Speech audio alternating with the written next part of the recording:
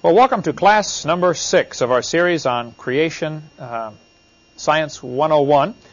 We're going to take a quiz over what we've covered so far from last week, and then we'll go on to some new material dealing with the age of the Earth. Let's deal with comets now. Comets are flying around through the solar system. I don't know the percentages, but they estimate that a certain percentage are made of snow and ice packed. Some are made of rock. Some are made of iron. Some are made of nickel. Some are combinations of all of the above. They can tell what they are by what color they burn, if they burn in the atmosphere. Just flying around, though, as they get closer to the sun, the solar wind begins to blow a tail off. It begins to melt pieces off, and the tail flying behind the comet is actually fragments of cometary material, which means they're constantly losing some of what they have. Estimates are that a comet can last about 10,000 years. Now, there are two kinds of comets. They're called short-period comets. Those are ones that come around, and they can predict when they're going to come back. Halley's Comet, for instance, is probably one of the most famous short-period comet. So there'll be a test or quiz question. What two types of comets are there? Short-period are, they come around once, come around again. In some are 3 or 4 years they come around.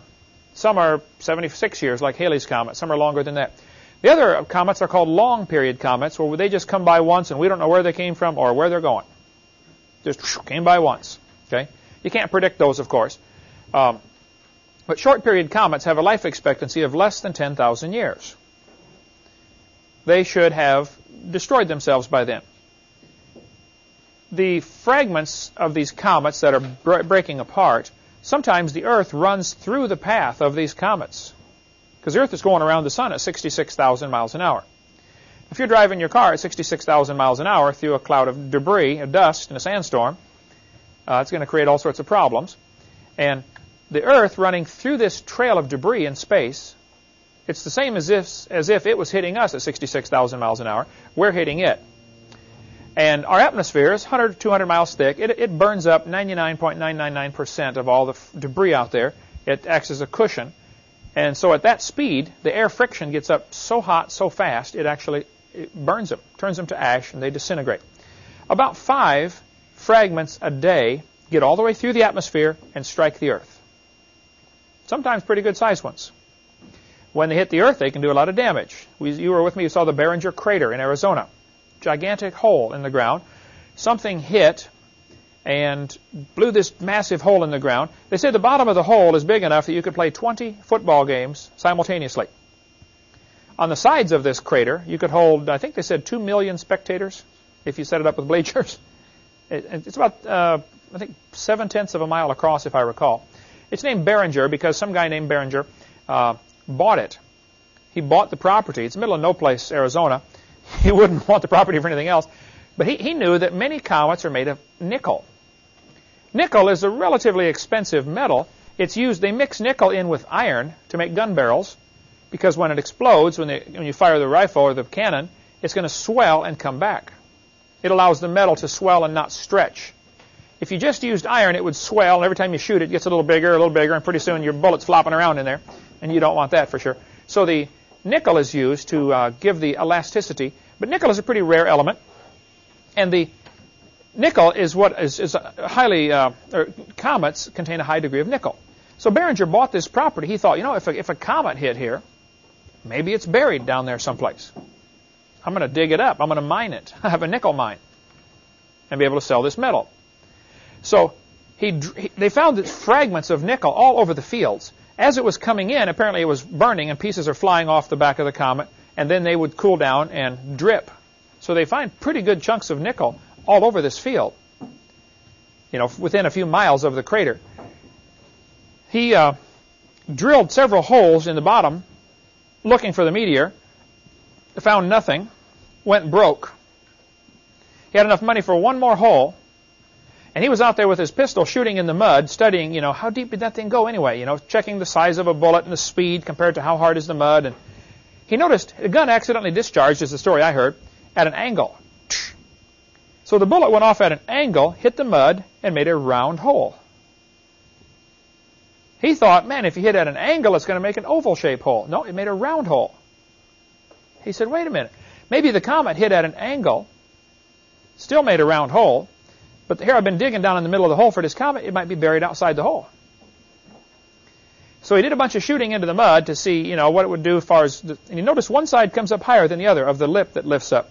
So he went back and measured the mountains around his crater and found one side's higher.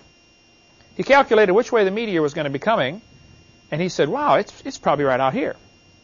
He had enough money for one more hole. He went out, drilled down, kept hitting something that kept breaking his drill bits, and went broke.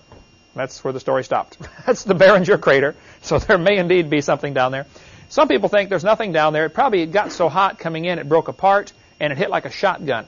A bunch of little pieces hit. So there really isn't a mother lode. Who knows, okay? But anyway, comets are constantly losing material. This is a fact. Nobody argues with this. And they have a life expectancy of less than 10,000 years. And you can't just keep losing and losing like comets are doing. I tell people it's like your checkbook, You can't just keep losing and losing. If your outgo exceeds your income, your upkeep will be your downfall every time. You just can't keep spending money. But these comets are flying around with this life expectancy of less than 10,000 years. So I mentioned this in my seminars. And a scoffer named Madsen has a whole website devoted just to me. Madsen does. I think he sent me his book. Several people have sent me his book. How good are those young Earth proofs or something like that? It's funny to read because just like students I had in high school, they think because they said something, therefore they answered the question, And the more they talk, it's pretty obvious the less they know about it. He probably did essay questions like that, right? Called a snow job, right? Just keep talking and talking. And you ought to read some of the arguments they give and just go slowly and think about what they're saying. Oftentimes, it's hilarious. Madsen said, here's his answer to my comet argument. Okay, he said, based on a study of the orbits of several long-period comets, the Dutch astronomer Jan Oort proposed, that means he guessed, he thought, he hoped, he prayed, that a great shell of comets existed at the remote frontiers of our solar system. Remote frontiers of our solar system. I'll show you what he means by that in a minute. Talk about remote. He said, better statistics in more recent years have supported the existence of the Oort cloud and put it at a distance of 50,000 astronomical units. Now this would be a quiz question. What is an astronomical unit? That is the distance from the sun to the earth. If you're going to measure the distance in space, you need a bigger ruler. You don't want to say it's 474 zillion inches, between these planets. You need a bigger unit of measure. So the distance from Earth to the Sun is 93 million miles, roughly. That is called 1 astronomical unit. Now, we have how many planets in our solar system? 9. Does anybody know the acrostic to memorize the names of them?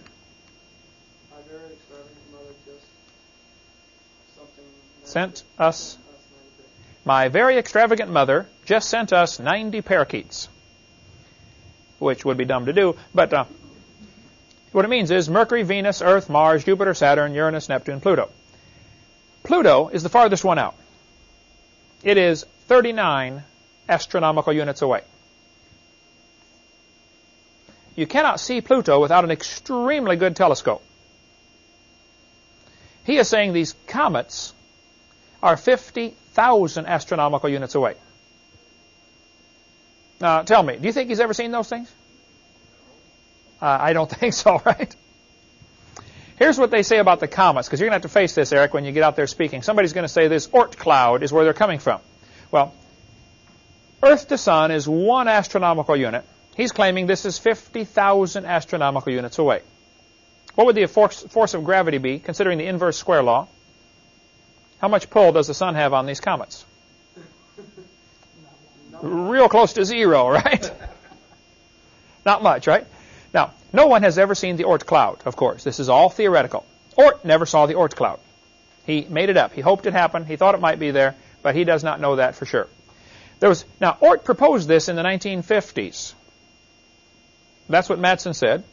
In 1974, there was an article in Astrophysics and Space Science magazine, volume 31, that said, Oort proposed a cloud of comets surrounding the solar system based on mathematical errors.